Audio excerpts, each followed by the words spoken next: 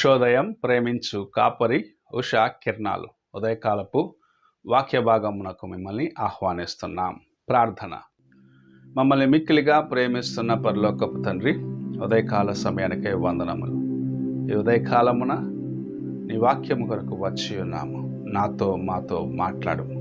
కార్యక్రమం వీక్షిస్తున్న ప్రతి ఒక్కరిని ఆశీర్వదించి నీ కృపలో బలపరిచి నడిపించమని, ఈ దినమెల్లా నీ హస్తములకు మమ్మల్ని అప్పగిస్తూ నీ ఆశీర్వాదముల కొరకు ఎదురు చూస్తుండగా సహాయము చేయమని యేసు పరిశుద్ధ నామమున అడిగి వేడుకుంటున్నాను పరమ తండ్రి, ఆమేన్. ఈ ఉదయకాలపు వాక్య భాగము యోహాను సువార్త 1వ అధ్యాయము 14వ వచనము. ఆ వాక్యము శరీరధారి అయి కృపాసత్య సంపూర్ణుడుగా మన మధ్య నివసించెను. తండ్రి వలన కలిగిన అద్వితీయ కుమారుణ్ణి మహిమ వలనే మనము ఆయన మహిమను కనుగొంటిమి.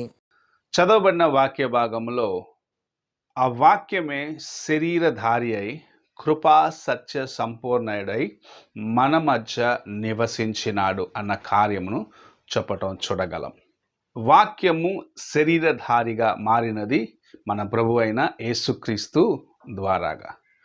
ఆదిలో తండ్రితో ఉన్న యేసు ప్రభు మన కోసము ఈ లోకమునకు దిగివచ్చి శరీరధారిగా 33.5 సంవత్సరము జీవించి ఆయన యొక్క మరణ పునరుద్ధానము ద్వారాగా మనకు విమోచన కలిగించిన కార్యమును మనము ఈ వాక్యంలో చూడగలము.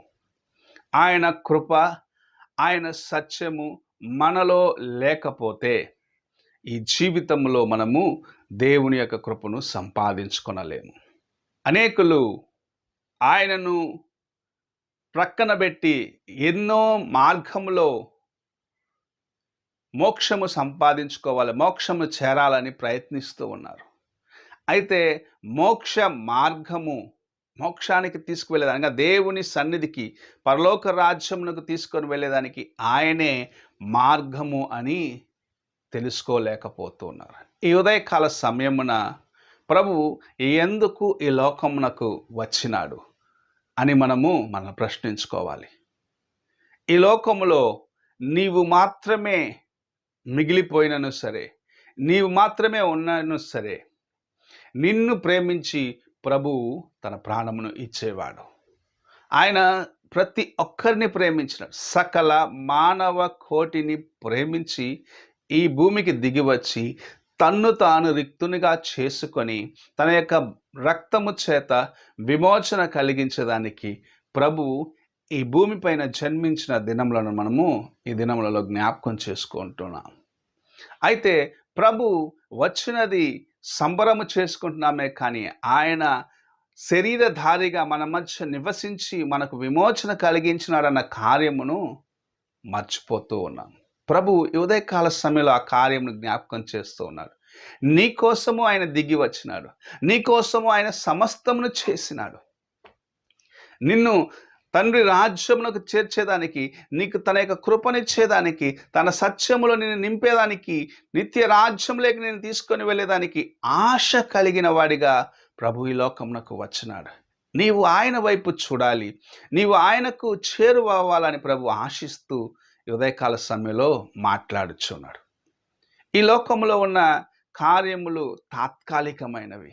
ఈ లోకంలో ఉన్నవన్నీ క్షణములో మాయమైపోయేవి.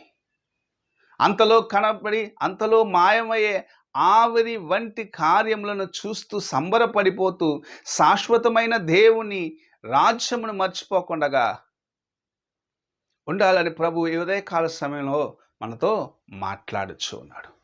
ఆయన నీకోసమే దిగి వచ్చినాడు, నీకోసమే ఈ భూమిలో 33.5 సంవత్సరము జీవించి విడుదలను సిద్ధపరిచినాడు అనేది జ్ఞాపకం చేసుకో.